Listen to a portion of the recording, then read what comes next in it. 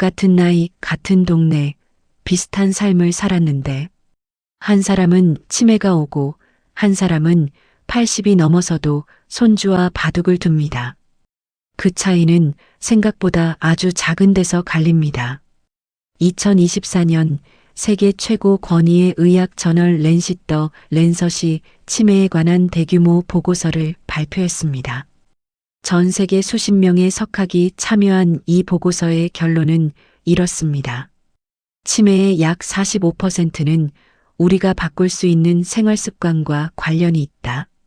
거꾸로 말하면 치매에 걸리는 사람 10명 중 거의 5명은 살아온 방식을 조금만 달리했더라면 치매를 피할 수도 있었다는 뜻입니다. 이 말의 무게를 오늘 영상에서 함께 들여다보겠습니다.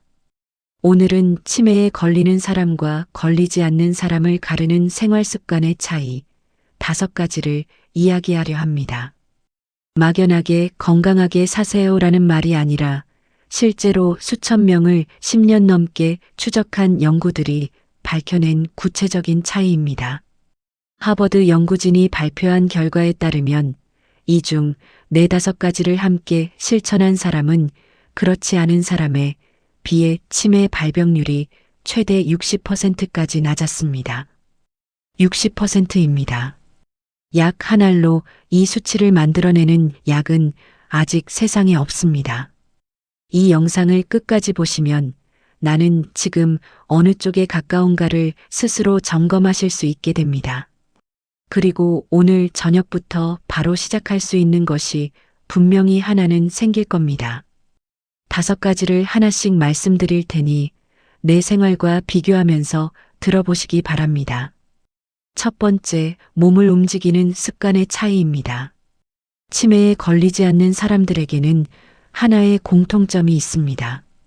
대단한 운동선수가 아니라 그저 꾸준히 몸을 쓰는 사람이라는 것입니다. 2011년 미국 피츠버그 대학의 에릭슨 교수팀이 미국 국립과학원의 PNAS에 발표한 연구가 있습니다. 노인들에게 일주일에 3번, 한 번에 40분씩 빠르게 걷기를 시켰더니 1년 뒤에 놀라운 변화가 나타났습니다.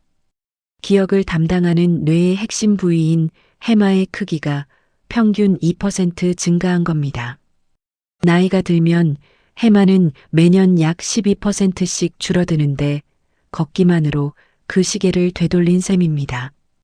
연구진은 이 변화가 BDNF, 그러니까 뇌유래 신경영양인자라는 물질의 분비 증가와 관련이 있다고 설명합니다. 쉽게 말해 몸을 움직이면 뇌세포를 키우고 보호하는 영양분이 나온다는 뜻입니다. 여기서 중요한 건 매일 헬스장을 가야 한다는 이야기가 아니라는 점입니다. 하루 30분 빠르게 걷기만으로도 됩니다. 집 근처를 한 바퀴 돌거나 마트까지 걸어가거나 버스 한 정거장 전에 내려서 걷는 것. 이 정도면 됩니다. 반대로 하루 종일 앉아서 텔레비전을 보거나 거의 움직이지 않는 생활이 수년간 이어지면 뇌는 조용히 그러나 확실하게 쪼그라듭니다. 혹시 요즘 하루에 30분 이상 걷고 계신가요? 아니면 앉아있는 시간이 걷는 시간보다 압도적으로 긴 하루를 보내고 계시진 않으신지 한번 떠올려 보시기 바랍니다. 2번째, 무엇을 먹느냐의 차이입니다. 치매 연구에서 반복적으로 주목받는 식단이 있습니다. 지중해식 식단과 이를 발전시킨 MIND 식단입니다. 쉽게 말해 채소와 과일, 생선, 견과류, 올리브유를 많이 먹고 붉은 고기와 가공식품, 단 음식은 줄이는 식사법입니다. 2015년 러시 대학의 모리스 교수팀이 발표한 연구에 따르면 MIND 식단을 충실히 따른 사람들은 그렇지 않은 사람들에 비해 알츠하이머병 발병 위험이 최대 53%까지 낮았습니다. 53%입니다. 식단 하나로 치매 위험을 절반 가까이 줄인 겁니다. 그런데 이 이야기를 들으시면 나는 한국 사람인데 지중해식 식단이 현실적인가 하는 생각이 드실 수 있습니다.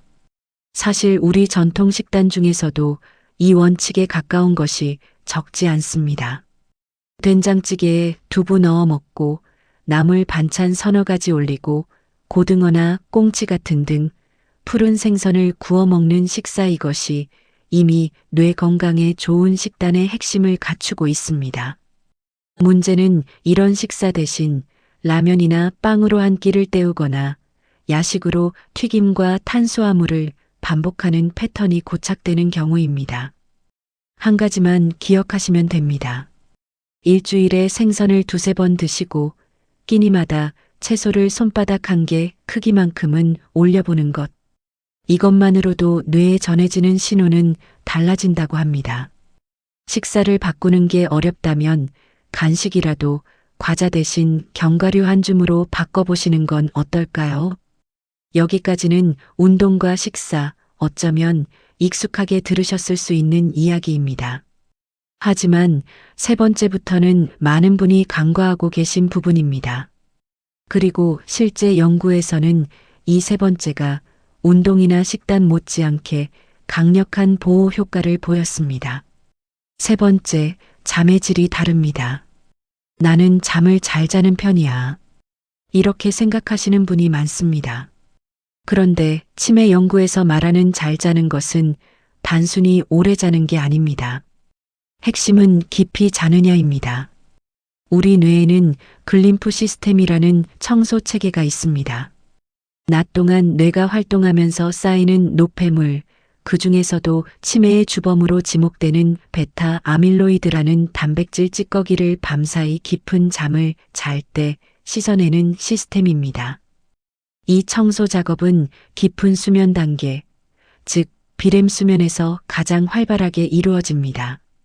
잠을 자긴 자되 얕은 잠만 자면 뇌의 청소부가 제대로 일을 못하는 셈입니다.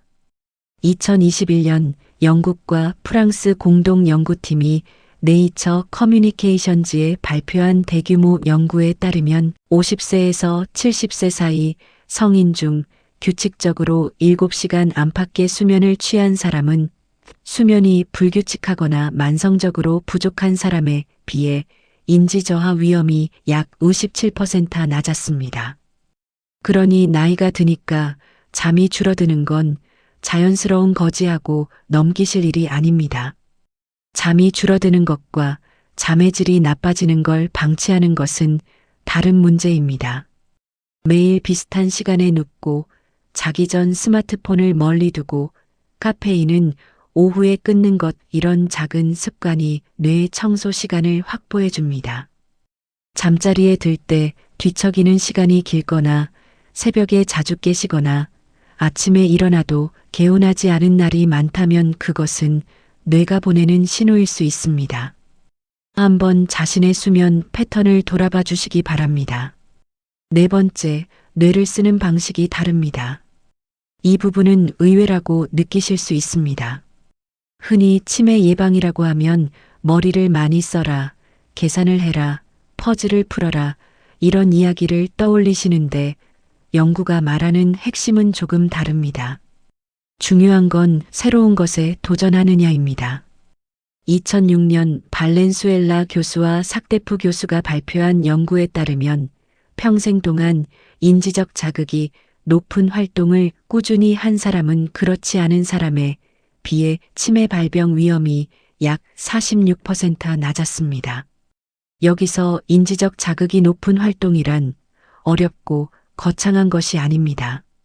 새로운 요리를 배워보는 것, 안 가본 길로 산책하는 것, 처음 접하는 악기를 만져보는 것, 관심 가는 주제의 책을 읽는 것, 이런 것들입니다. 올해 2월 NPR이 보도한 존스 홉킨스 대학의 연구 결과도 주목할 만합니다. 1990년대에 인지 속도 훈련을 받은 노인들을 20년 넘게 추적했더니 단 10시간 정도의 두뇌 훈련만으로도 치매 진단 위험이 약 25% 줄어든 것으로 나타났습니다. 20년이 지나서도 그 효과가 유지되었다는 것이 놀라운 부분입니다. 반대로 생각해보면 매일 같은 텔레비전 프로그램만 보고 같은 사람만 만나고 새로운 것을 시도하지 않는 생활이 수년간 이어지면 뇌는 더 이상 새로운 연결을 만들 필요가 없구나 하고 서서히 기능을 줄여갑니다. 뇌는 근육과 비슷해서 쓰지 않으면 줄어듭니다. 지금 일상에서 새롭다고 느끼시는 것이 있으신가요? 최근 한 달 안에 처음 해본 무언가가 떠오르시나요? 만약 떠오르지 않는다면 작은 것 하나라도 시작해 보시면 어떨까요? 서툴러도 괜찮습니다. 서투른 것 자체가 뇌에는 최고의 자극입니다. 마지막 5번째가 사실 오늘 영상에서 가장 중요한 부분입니다. 그리고 많은 분이 치매 예방하면 잘 떠올리지 못하시는 영역이기도 합니다. 5번째, 사람을 만나는 빈도가 다릅니다. 치매 연구에서 반복적으로 확인되는 사실이 하나 있습니다. 사회적으로 고립된 사람은 그렇지 않은 사람에 비해 치매에 걸릴 확률이 현저하게 높다는 것입니다. 2015년 쿠이퍼 교수팀이 여러 종단 연구를 종합 분석한 결과 가족이나 친구와 정기적으로 교류하고 사회활동에 참여한 사람은 고립된 사람에 비해 치매 위험이 약 40% 낮았습니다. 40%입니다. 운동만큼, 식단만큼 강력한 수치입니다. 왜 그럴까요?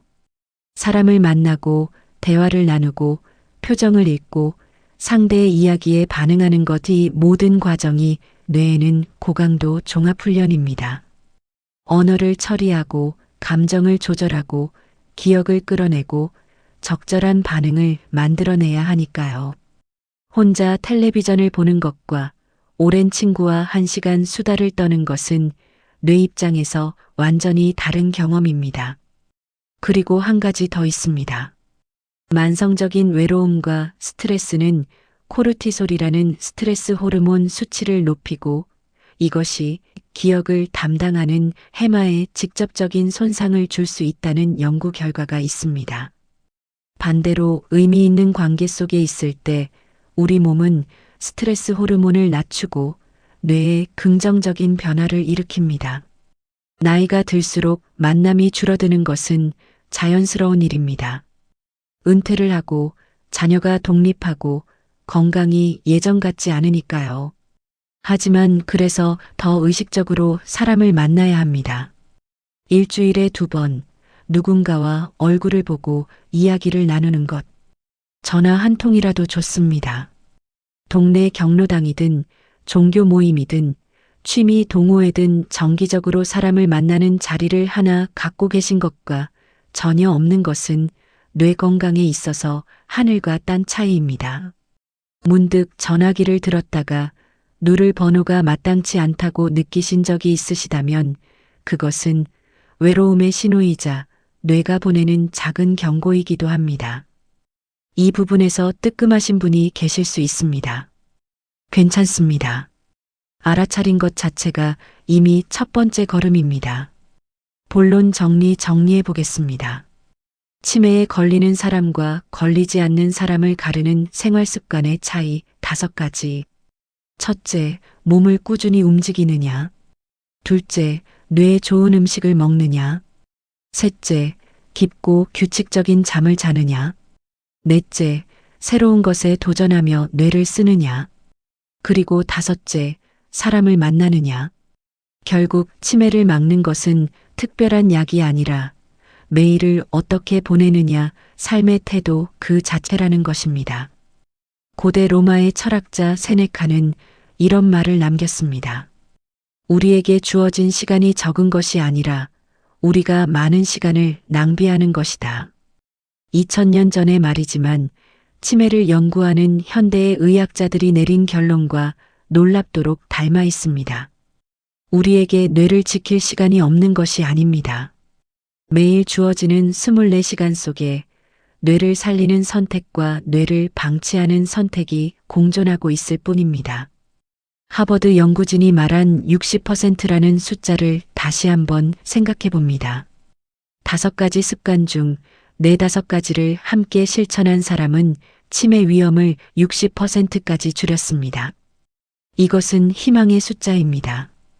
그리고 이 영상을 여기까지 보신 여러분은 이미 그 희망의 숫자를 아신 겁니다. 5가지를 오늘 당장 다 바꾸실 필요는 없습니다. 한 가지만 골라보시기 바랍니다. 오늘 저녁 식사 후에 30분 동네를 걸어보는 것. 내일 아침 간식으로 과자 대신 견과류 한 줌을 집어보는 것. 오늘 밤 잠자리에 들기 전 스마트폰을 침대 밖에 두어보는 것. 이번 주 안에 오래 연락 못한 사람에게 전화 한 통을 해보는 것.